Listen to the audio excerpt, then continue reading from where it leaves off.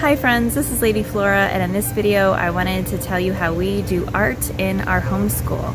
I am very pleased to say that this is a collaboration with Dina from Pursuing Peace. You should go check out her channel if you haven't already. It's a really encouraging channel for homeschool moms, and her videos are delightful. I will post the link to her video in the description box below. If you're new to this channel, by the grace of God and a lot of help, I am a full-time working homeschooling mom of 3, man cub who is 4 years old, songbird who is 7 years old, and baby professor who is 1 year old. We are classical, Charlotte Mason inspired, eclectic unschoolers who love literature, arithmetic, and all forms of storytelling and self-expression. So if you're into that sort of thing, you should subscribe or ring the bell if you want to be notified of future videos. The art history class that I took in high school was the joy of my existence.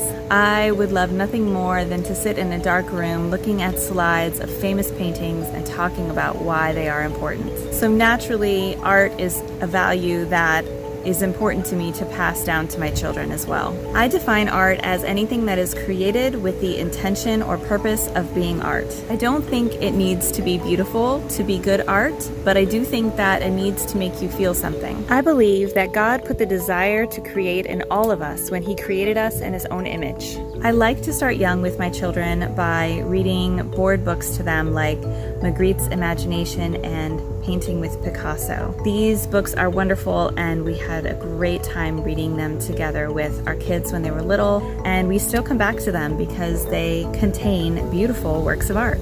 I really like the books by Mike Venezia. They're a wonderful introduction to art for children, and they show a lot of the famous works of art that artist is known for, and they tell the story of that artist in a very lighthearted way. When kids are little, I think it's good to start off with paintings that are very colorful and bright with subject matter that is possibly either abstract or something that they can relate to. There are a lot of medieval and Renaissance paintings that are probably not appropriate for kids because they can be a little dark and serious, and I think it's important for children to see art as something joyful. But I love to have books of all different types of art laying around for my children to just pick up and look through whenever the curiosity strikes them to discover a new painting or a new style of art or maybe installation or sculpture. It's great for them to see lots of different styles of art.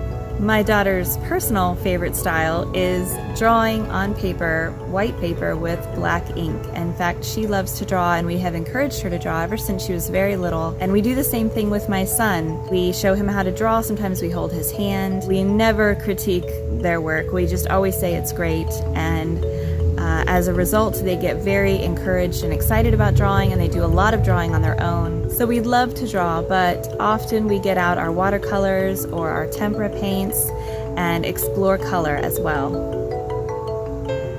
When we do art study, we just talk about some of the most obvious things in the painting that we're looking at, like color and subject, and sometimes we'll talk about the feeling or story behind the painting.